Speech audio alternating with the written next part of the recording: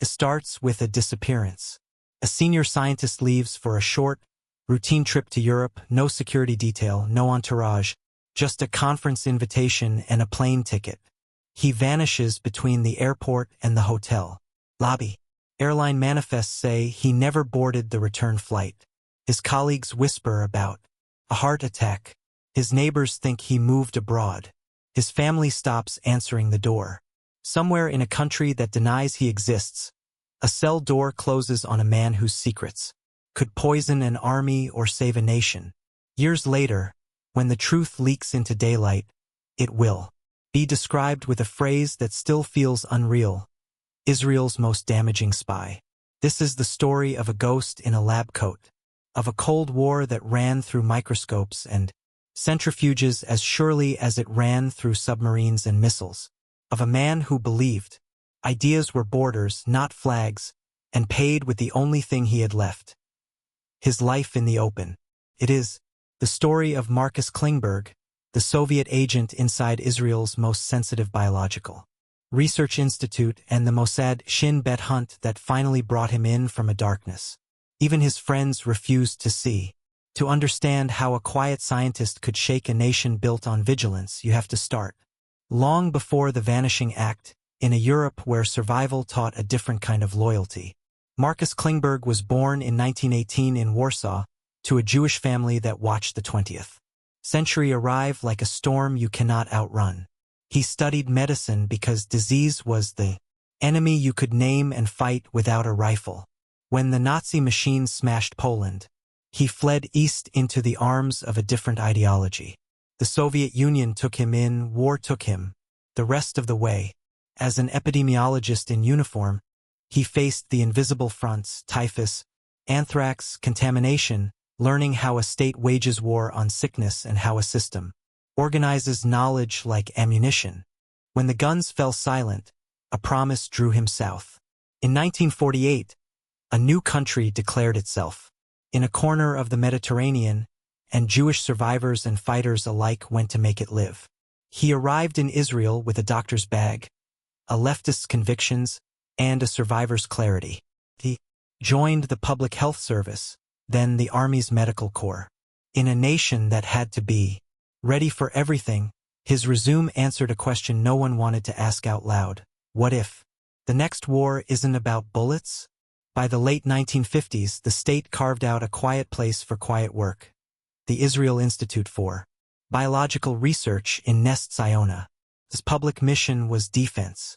Its private mandate was broader: understand the threats no one wanted to imagine: chemical agents, biological hazards, ways to protect soldiers and civilians from the worst scenarios the Cold War could invent.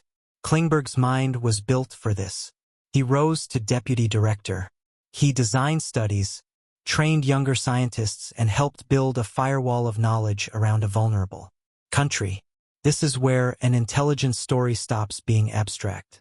It is not about files, it is about a man sitting at a lab bench deciding what belongs to science, what belongs to a flag, and what belongs to a cause that doesn't stamp passports. How does a man like that become a spy? That depends who you ask. The version Klingberg told later from a prison he couldn't admit existed goes like this: the Soviets saved his life. Socialism aligned with his belief that science should serve humanity, not just one army. Contacts made in wartime grew into obligations in peacetime. In that telling, he volunteered not for money, but for history. The other version says he was recruited and run, first by military intelligence and later by the KGB, because a man who had survived under one system and thrived under another was the perfect bridge: fluent, mobile, and invisible where it mattered most. Perhaps both are true. Motivations seldom come pure in the real world. Ideology opens the door. Tradecraft keeps it from closing. What we know is simple and deep enough. Starting in the late 1950s, Klingberg began passing information to the Soviets. He traveled frequently for conferences, classes, and consultations. In Zurich, Brussels, Paris, and Vienna, routine professional trips doubled as contact windows. The meetings were classic, not glamorous. A park bench, a train compartment, a secure apartment in a city where no one asked why a scientist was in town. For a week, he carried the kind of material the KGB prized, what Israel was studying, what it feared, where its defenses were strong, where they weren't, and what the West was building to protect itself. The institute at Tziona was not just an Israeli silo. It was a node in a wider network. Europe and the United States collaborated on defenses against chemical agents. Doctors and scientists shared techniques and data that could save lives if a dictator or a terrorist turned to forbidden weapons. Klingberg had a pass to those rooms. His reporting gave the Soviets more than a peek at Israel's edge. It gave them a picture of Western capabilities. Across a field where guessing wrong kills quietly. What exactly did he hand over? The details remain sealed or contested, and that is not an accident. The usefulness of secrecy is measured in what adversaries do not fully know you. No. What is not contested is the conclusion Israel reached after he confessed. The damage was extensive, long-running, and strategic. So how did a tiny country built on counterintelligence miss the man in the white coat? They didn't, at least not entirely. Suspicion brushed up against Klingberg more than once. In the 1960s and 70s, internal security cross-checked backgrounds as a matter of routine. His politics were left of center, his travel frequent, his access total. Shin bet Israel's internal security service took a look. He reportedly passed polygraphs and explained away the flags, with the ease of a senior professional whose every day was a reason to be trusted. The best spies are not the ones who evade suspicion forever. They are the ones who absorb it, deflect it, and move so predictably you stop watching. What changed at the start of the 1980s wasn't a single smoking gun. It was a pattern that refused to disappear and a shift in the Cold War that made old assumptions risky. The Soviets knew things they shouldn't, details that implied a source. Elsewhere in Israeli society, Soviet penetrations came to light. Businessmen, parliament aides, military analysts. The country's defenders started to reread their own rooms. They set a trap. In January 1983, Klingberg received an invitation to a medical conference in Europe. It was the kind of trip he took all the time. Panels, dinners, a lecture or two. He went. He did not return.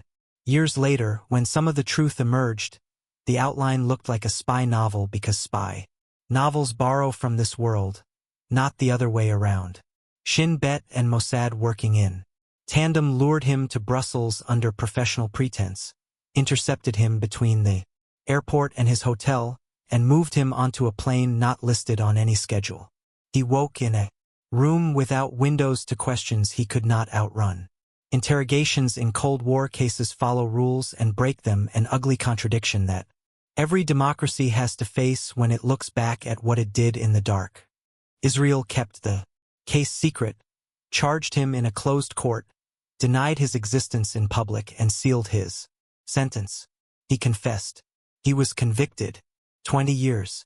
No name on a roll. No newspaper. Clipping to paste into a family album. For a decade, even his jailers called him something that wasn't his. In the years he disappeared, the state defended itself from the fallout it feared most. The copycats, the panic, the loss of trust inside institutions that had to function or bigger. Disasters would arrive. When the case finally surfaced in the early 1990s, a leak here, a court challenge there, Israel admitted what it had done. It had hidden the man it called its most dangerous spy from the people it was protecting. Why so much fear? Because the breach ran through a part of the national psyche too sensitive to touch. Israel's story is survival, and science is one of the ways it survives. A spy inside that story is not a thief. He is a crack that travels through the foundation. What exactly did the damage look like in practical terms? Not instruction manuals for harm, those do not belong in any documentary. But understand the categories.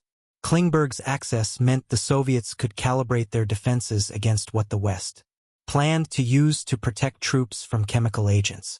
It meant they could assess what vaccines, antidotes, and detection systems were in play, and how much margin of error they had if a confrontation turned ugly. And because Tziona was a hub, the flow went both ways. Western techniques informed Israeli methods. Israeli research informed Western thinking. A leak at Tziona wasn't a pinhole. It was a pipe attached to a system built across alliances. Beyond the laboratories, the damage was moral and institutional. Trust is the currency of a secure state. After Klingberg, vetting tightened. Suspicion seeped into rooms where attention had always been turned outward. Careers were revisited. Files reopened. The scientific community, used to seeing itself as the sober heart of national defense, learned the old lesson again. The target is where the value lives. The cost of that lesson can be measured in the new frictions that appeared between curiosity and caution. While Klingberg served his secret sentence, the country that held him absorbed other shocks. In 1985, Jonathan Pollard, an American working in U.S. naval intelligence, was arrested for spying for Israel, an embarrassment that strained the most important alliance Israel had. In 1986, Mordecai Vanunu leaked details of Israel's nuclear program to a British newspaper and was abducted and tried in secret, a case that echoed Klingberg's in its secrecy if not in its direction. In the 1990s, as the Soviet Union collapsed, Israeli intelligence shifted focus to new threats, terrorism that would devastate buses and cafes, regional adversaries with missiles and ambitions, and the long chess match of the Iranian nuclear file. Against that background, the revelation of Israel's most damaging spy case landed with a peculiar thud. The man at the center was old. He had been silent for a decade. The ideology he had served had dissolved on television like a flag burned in reverse. And yet the pain was fresh because the breach had been so intimate. Klingberg himself remained defiant in a way that felt alien to a public used to enemies who wore clear labels. He insisted he had acted from belief, not greed. He wrote letters that threaded apology to his family with justifications that left no room for the word betrayal. He served 10 years in solitary confinement before the regime eased. Eventually his name appeared in print. After 15 years, he was moved to house arrest. After 2 decades, an old man, he left for Paris to live near his daughter, barred from returning to the institute he had once helped build. He died in 2015, far from Warsaw, far from Tziona, far from the argument he had lost and never abandoned. What, in the end, made him so damaging? Not just the length of his run, not just the sensitivity of his access. It was the way his case blended 3 layers of vulnerability into one. A strategic field where secrets are life, a small society where proximity doubles as trust, and a Cold War where ideology offered a passport you couldn't stamp. In that chemistry, detection is a race you might lose for years even when you're looking. And when you finally win, you can't tell anyone why you were running. If this sounds like a story about Mossad, it is and it isn't. Mossad is the foreign intelligence service that hunts abroad. Shin guards the inside. In cases like Klingberg's, the border between there and here is an agreement, not a reality. The operation that lifted him out of Brussels was an outward reach. The interrogation room was inward-facing. Together, the services did what had to be done in the logic of their world. Together, they kept the country from seeing a wound they were still stitching. The question that hovers over all of it is the one every open society faces when it uses closed tools. How much darkness is allowed to protect the light? As the Soviet Union fell and the files in Moscow cracked open, Western analysts tried to gauge the full measure of the damage. They found what they always find in espionage: autopsies, clarity with holes. The Russians were proud of what they got. The Israelis were cautious about confirming what they lost. The truth sits somewhere between a set of claims and a set of silences that will outlive everyone involved. There are other names you can put next to Klingberg's if you want a gallery of betrayals and failures. Israel Beer, the military analyst with an invented biography who passed plans to Soviet handlers in the 1950s and early 60s. Shabtai Kalmanovich, the KGB agent who embedded himself in Israeli business and politics before his arrest. Yehuda Hil, a Mossad. Case officer whose fabricated source and false warnings in the late 1990s nearly sparked a conflict with Syria, not a spy for the other side, but a pathology inside the system that caused damage of a different kind. Each case tells a part of the same truth. Intelligence work is never as seamless as it looks in posters. It is fragile, layered, and human, and that is why it breaks. For an American audience, the outlines of this story feel familiar. In Washington, the debates are the same: how much secrecy is necessary, how much is corrosive, and how do you defend a democracy without eroding the thing you're trying to save. The names change: Aldrich Ames, Robert Hansen, Edward Lee Howard, but the pattern repeats. The quietest person in a room of secrets can alter the course of a country precisely because no one looks at the quiet ones first. If you strip away the spy movie gloss, what remains is a set of lessons that neither flags nor eras can escape. First, the highest walls have doors that look like routine. If you want to guard a lab, you guard the conference calendar as carefully as the front gate. Second, ideology is an access badge, not because it makes people monstrous, but because it makes them certain. Certainty is the edge adversaries push on. Third, justice in secret always demands a reckoning later. When the public cannot see what was done in its name, the faith that holds everything together thins. The reckoning is the repair. Did the capture of Marcus Klingberg make Israel safer? Yes. Did it erase the danger he created? No. Damage in intelligence work is not a stain you wash out. It's a distortion in the mirror you learn to live with. After Klingberg, Israel tightened protocols, diversified oversight, and confronted the cost of believing that career equals loyalty. None of that changes the middle of this story. A man sat in a windowless room and told the truth about the truths he had given away. There is a final scene worth holding in the mind's eye. Not the abduction, not the confession, not the courtroom without a public. An older man in a small Paris apartment, decades after the world that recruited him evaporated on live television. He stands at a window and watches a street that doesn't know his name. He believes still that he served an idea bigger than countries.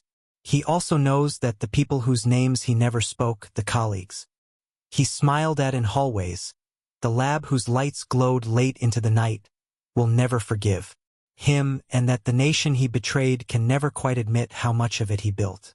Stories like this end without satisfaction by design. They are cautions, not verdicts. In intelligence, the hero and the villain often share a skill set. What separates them, in the end, is the direction they point it and the silence they require others to keep on their behalf. If the world learned anything from the most damaging spy Israel ever faced, it is that the worst breach is not the leak you didn't see. It's the certainty that tells you the people like him don't exist until they do. In a field built on shadows, the only defense that lasts is the humility to look for cracks in your favorite walls and the discipline to own what you did to mend them when the lights finally come back on.